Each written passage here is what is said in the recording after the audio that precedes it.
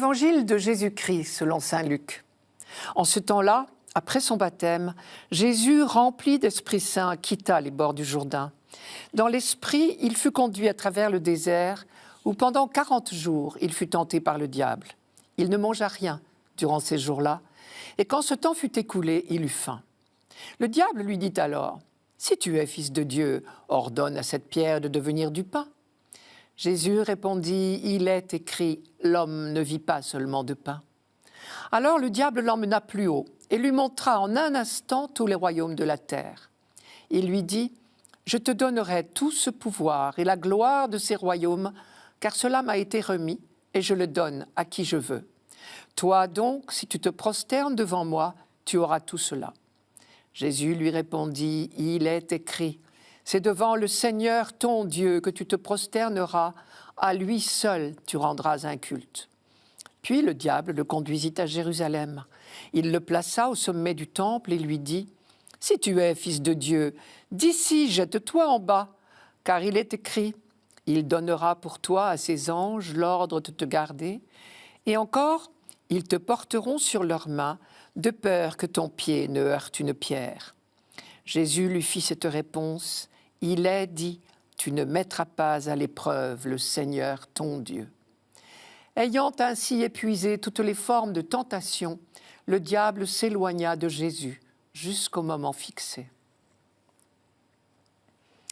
Il est très intéressant de rapprocher cet évangile du psaume qui le précède dans la liturgie de ce dimanche. Vous vous rappelez, quand je me tiens sous l'abri du Très-Haut et repose à l'ombre du Puissant, je dis au Seigneur, mon refuge, mon rempart, mon Dieu dont je suis sûr. C'est très exactement l'attitude du Christ au seuil de sa vie publique. Il se tient tout simplement à l'ombre du Très-Haut. La tentation serait de quitter cet abri, ou bien de douter qu'il soit sûr, ou encore de chercher d'autres abris, d'autres sécurités. Ces trois tentations ont été celles du peuple d'Israël tout au long de l'histoire biblique. Et quand le diable, en grec le mot diabolos signifie le diviseur, quand le diable s'adresse à Jésus, c'est bien sur ce terrain-là qu'il se place. Par 3 fois, il essaye de distiller son poison. Si tu es fils de Dieu, tu peux tout ce que tu veux. Tu es grand, tu peux bien faire ton bonheur tout seul. Dis donc à cette pierre de devenir du pain pour satisfaire ta faim immédiate. Première tentation. Peut-être ferais-tu mieux de m'adorer moi pour réaliser tous tes projets. Deuxième tentation. Jette-toi en bas, tu seras bien obligé de t'aider.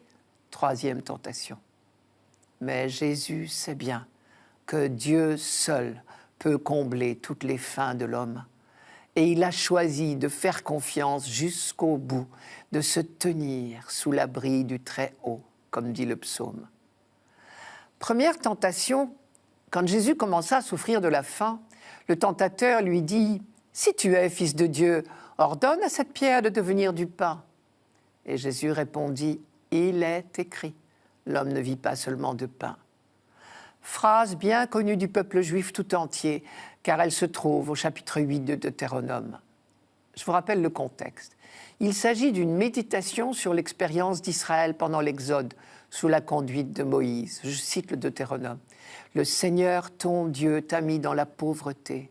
Il t'a fait avoir faim, et il t'a donné à manger la manne, que ni toi ni tes pères ne connaissiez, pour te faire reconnaître que l'homme ne vit pas de pain seulement, mais qu'il vit de tout ce qui sort de la bouche du Seigneur. » Et le Deutéronome continue, « Tu reconnais à la réflexion que le Seigneur, ton Dieu, faisait ton éducation comme un homme fait celle de son fils. » Deuxième tentation, deuxième réponse de Jésus. Le tentateur lui promet tous les royaumes de la terre. Et Jésus répond, « Tu te prosterneras devant le Seigneur, ton Dieu. C'est lui seul que tu adoreras. » Ce qu'il faut remarquer ici, c'est l'inversion de la perspective entre les exigences du tentateur et les dons gratuits de Dieu. Le tentateur dit « Commence par te prosterner, puis je te donnerai. » Entre parenthèses, il promet ce qui ne lui appartient pas. Dieu, au contraire, commence par donner. Et seulement après, il dit « N'oublie pas que je t'ai donné. Alors, fais-moi confiance pour la suite.